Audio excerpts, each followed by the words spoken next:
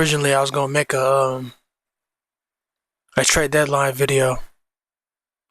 I can't live stream it because the Wi-Fi ass are on this bitch. But I was gonna make a video one by one each big trade that happens. I told myself like it wouldn't probably make sense because as soon as I get a video out, the next hour there's gonna be probably another trade.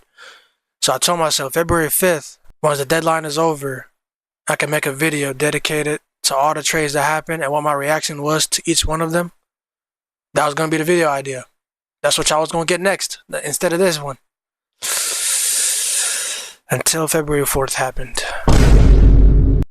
There's no place like Philly when it comes to front office issues, when it comes to the Sixers. Eagles front office, they got it all good. We got it good in the football side. Don't get us talking about basketball though. Daryl Morey. No, I can't look at him the same, bro. A guy literally, I know it's 2K, but a guy literally simmed like 15 years and showed a screenshot of Jared McCain winning MVP with OKC. They kept him for that long, which lets me know that Shea probably retired or some shit. I don't know, but he became the main point guard for him. I'm probably exaggerating the shit out of this. But it's still fuck Daryl Morey though. I ain't gonna cap. Like, nigga really, like all this because of some luxury tax and us wanting to keep Dominic Barlow because he had a couple of good games rebounding the ball and getting second chance points. Congratulations, bro. Let's sacrifice our future guards for this. And I get VJ pulling up to the team probably made it even easier for Daryl Morey to do this to McCain. But you gotta let people grow, bro. You gotta let players develop. I don't understand that move at all.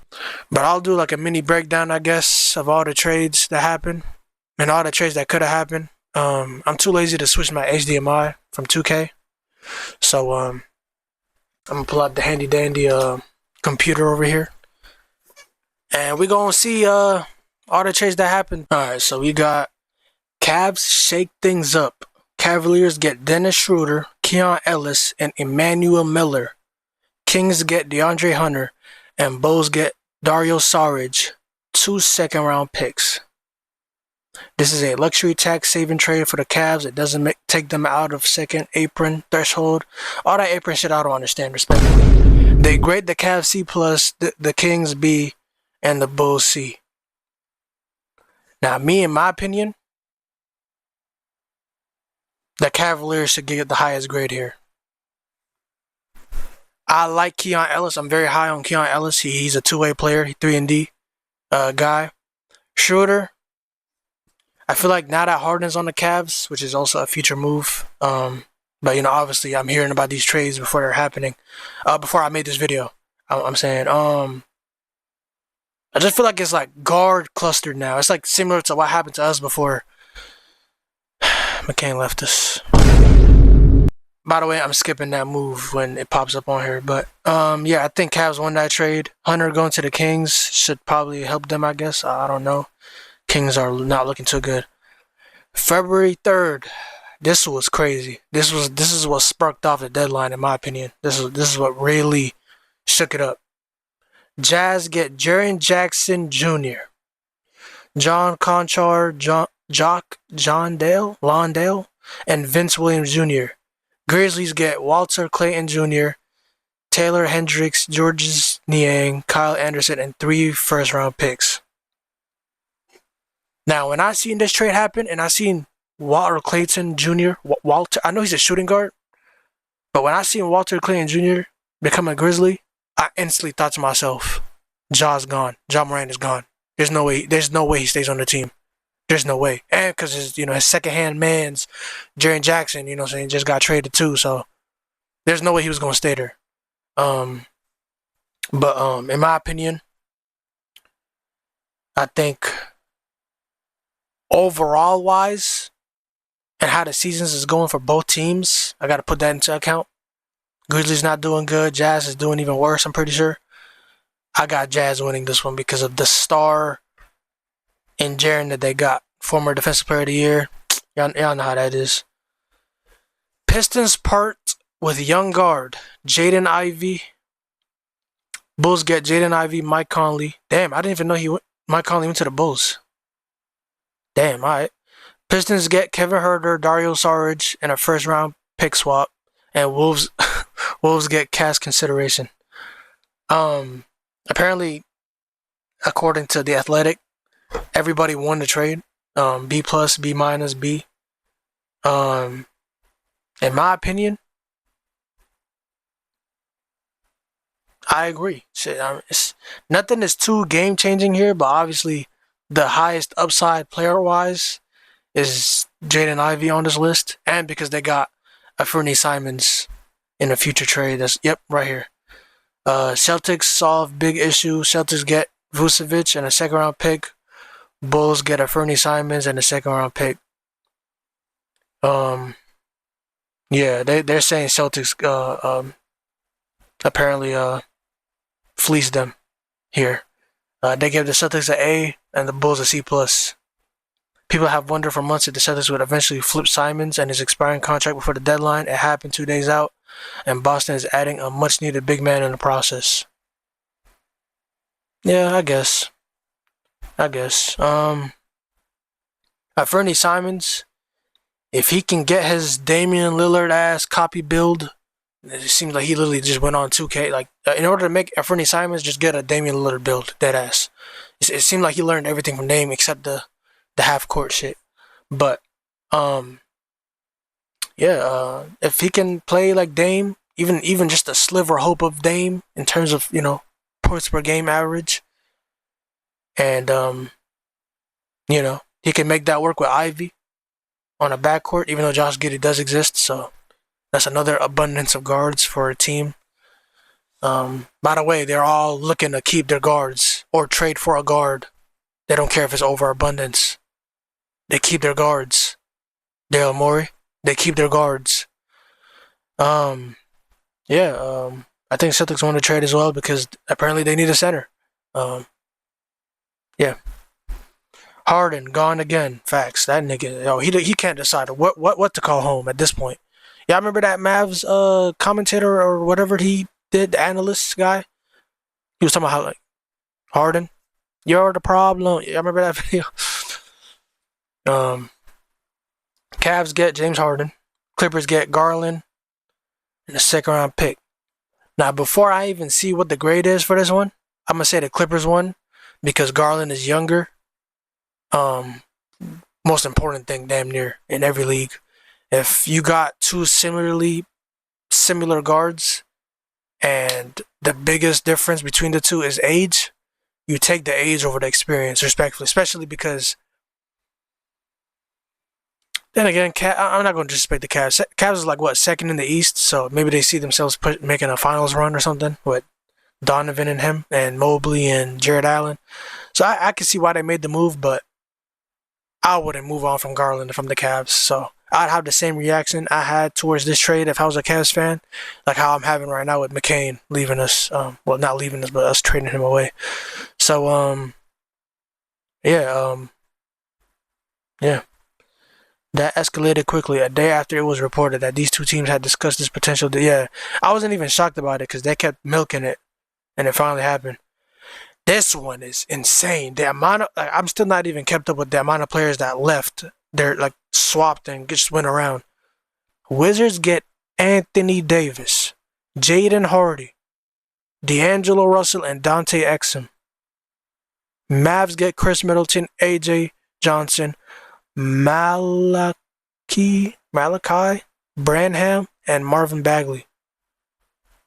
The third, 2 first-round picks and 3 second-round picks. I'm going to go on the record and say Wizards won this trade, even though AD is made out of glass. Chris Middleton doesn't do enough, I feel like. But not the 3. I keep reading Bagley's third Roman numeral name next to the round picks, but 2 first-round picks and 3 second-round picks is not a bad. I'm thinking AD's worth isn't that much. I don't think his value was that high for it to be 2 first-round picks and 3 second-round picks, but they got a decent amount of stuff back. But you can tell the Mavs is just done with that whole big three stuff. Kyrie, Cooper, AD, like they done with that. They see what Cooper is doing over there, and they're going to just build around him. Kyrie, I don't know what they're going to do with Kyrie. He still hasn't played a single game this season. He's coming back from an ACL injury still, so hopefully maybe Kyrie, you know what I'm saying, finds a Eastern Conference team, you know, willing to play, you know, sixth man, you know. We'd love to have you, Kyrie. You know what I'm saying? We'd love to have you. But we're the only team in that top right hemisphere outside of the Knicks that you still haven't went and visited. You know what I'm saying? That's close to home, to New Jersey. You know what I'm saying? We're the only team, bro. The Knicks, they got Brunson and some other shit. And they got it. They're good. They're like what? Top 3 in the East? They're good. I'm saying, even right now, like I was planning on doing this video so that I can just announce that I was gonna basically make a file where McCain isn't gone, or I trade for him as soon as the off season starts. I this is like last second. I want to make this file because I'm depressed for what Daryl Morey just did. But yeah, I just rambled off. I'm not gonna lie. The Reds get richer. We're skipping that one though. Hornets make a push for Kobe White, Mike Conley. So now Mike Conley's on the Hornets. I didn't know this. Sexton goes to the Bulls. Ousmane Dieng and 3 second-round picks. Cool. Both are equal to me. Kuminga saga ends. Kuminga to the Hawks. This is probably my favorite move out of the whole, deadline. Kuminga to the Hawks is crazy. Especially because I lived in Georgia for so long.